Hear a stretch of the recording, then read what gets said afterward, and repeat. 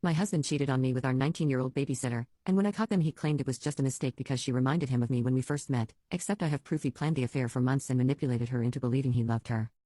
I'm a 32-year-old marine biologist, and my husband Blake is 34. We've been married for 9 years and have 2 children, Emma, who's 7, and Lucas, who's 4. Until 6 weeks ago, I thought we had a strong marriage and a happy family. That all changed when I discovered Blake was having an affair with our babysitter, Megan, and his excuse for the betrayal was so manipulative and disgusting that I'm still processing the audacity. Blake and I met in college when I was studying marine biology and he was pursuing his business degree. We dated for 3 years before getting married, and I genuinely believed we were soulmates. Blake was charming, ambitious, and supportive of my career, even when it meant relocating twice for my research positions. When Emma was born, we agreed that I would continue working while Blake's marketing consulting business allowed him more flexibility to work from home. This arrangement worked well for our family, and Blake seemed proud of my accomplishments in marine conservation research. 2 years ago, we hired Megan as our regular babysitter. She was a 17-year-old high school student who lived in our neighborhood and came highly recommended by several families. Megan was responsible, great with the kids, and reliable, which made her invaluable for my evening research meetings and Blake's occasional business dinners.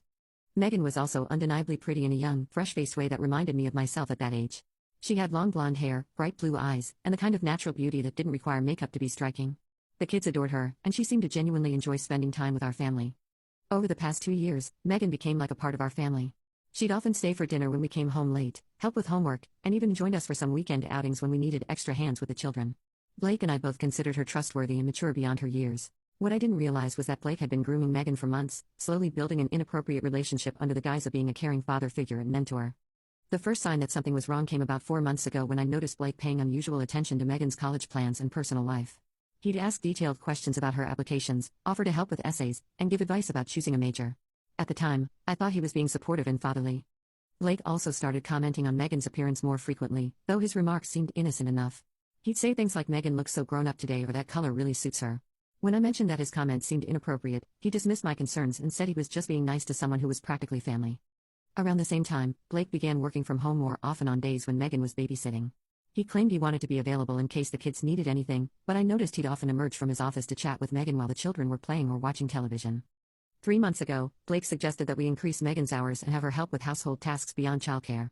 She could use the extra money for college, he said, and it would give you more time to focus on your research. I agreed because Megan did seem to need the income, and I trusted Blake's judgment about our household needs. What I didn't know was that Blake was using these additional hours to spend time alone with Megan while the children were at school.